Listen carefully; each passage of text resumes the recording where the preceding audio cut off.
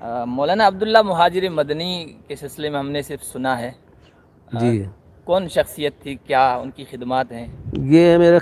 یہ نو مسلم تھے، ضلع بستی یو پی کے رہنے والے تھے۔ بچپن ہی میں اللہ نے اس کو نوازا، مسلم بچوں کے ساتھ وہ کھیلتے تھے، اور وہاں قریب کوئی مدرسہ تھا، یہ ان کا خود کا بیان ہے۔ اس شام کو مغرب بعد جب بچے پڑھنے بیٹھتے تھے تو ان کا پڑھنا، ان کی ادا، ان کا جھومنا اور اس کا ترنم وغیرہ اتنا ان کو پیارا اور لگتا تھا کہ وہاں آ کر کے، گھر سے آ کر وہاں بیٹھ کر کے ان کو سنتے تھے۔ اس طرح سے آہستہ آہستہ آہستہ اللہ تعالیٰ ان کے دل کا دل ایمان کا بیج ڈالا، اور وہ خفیہ طور پر مسلمان ہو گئے۔ ان کے بعد ان کے والدین نے بہت پریشان بھی کیا، زدکوب بھی کی، پریشان بھی کیا، لیکن بہرحال اپنے اس عقیدے پر جمے رہے، اسلام پر جمے رہے۔ آخر جب وہ والدین مایوس ہو گئے تو ان کو چھوڑ دیا۔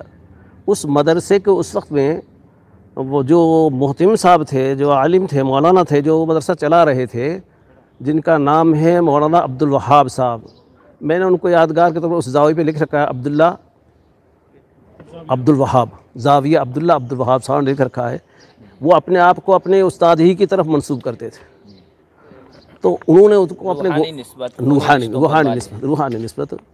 تو روحانی نسبت کا یا جو پرانا مسئلہ ہے ولا کا ہے، جو اس وقت کا ولا کا مسئلہ ہے، تو کیونکہ انہی کے ہاتھ پر انہوں نے ایمان قبول کیا، تو ولا کے اعتبار سے پھر انہوں نے انہی کی طرف، جیسا کہ عرب کا بھی دستور یہ رہا ہے، تو انہی کی طرف انہوں نے اپنا منسوب کیا تھا۔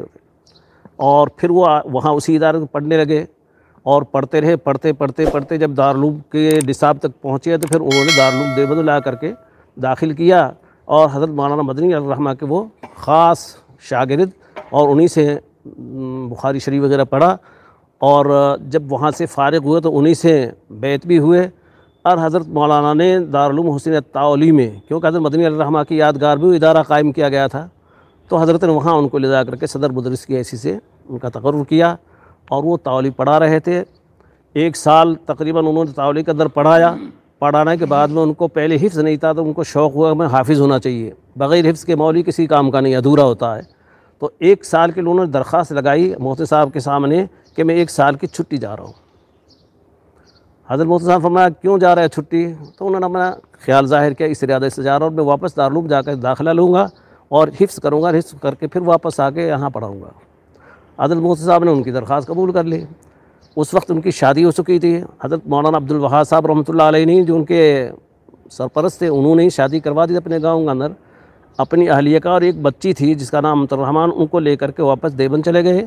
وہاں جا کر کے اور کسی مسجد کی امامت اختیار کی، وہاں اپنے بچی کو اور اہلیہ کو وہاں چھوڑا، اور دن میں جاتے تھے دارالعلوم کے اندر پڑھتے تھے، شام کو واپس آ جاتے تھے۔ اس طرح سے انہوں نے 1 سال کے اندر قرآن پاک حفظ کیا، پھر دوبارہ واپس آ کے وہاں پڑھنا شروع کر دیا، پڑھانا شروع کیا تعلیم میں۔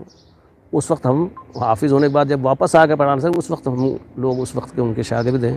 پھر وہاں سے ان کو شوق ہوا ہجرت کا، کوشش شروع کی، اللہ تعالیٰ نے وہ بھی کام آسان کر لی، وہاں سے ہجرت فرما کے مدینہ منورہ تشریف لے گئے۔